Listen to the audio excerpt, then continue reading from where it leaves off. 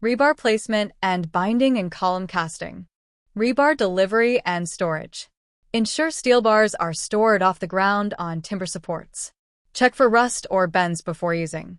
Cutting and bending. Bars are cut and bent as per bar bending schedule, BBS. Use rebar cutters and benders to maintain accuracy. Main bar placement. Vertical bars, main bars, are placed first. Spacing and bar diameter must match structural drawings. Lapping of bars if needed.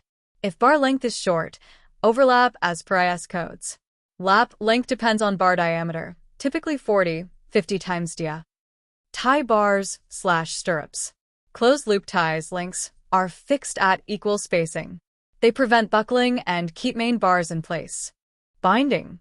Binding wire, 16 or 18 gauge, is used to tie joints. Use binding hooks or pliers to twist tightly without damaging bars. Cover block placement.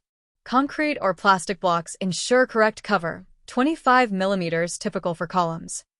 Keep steel safe from corrosion and fire. Final checks.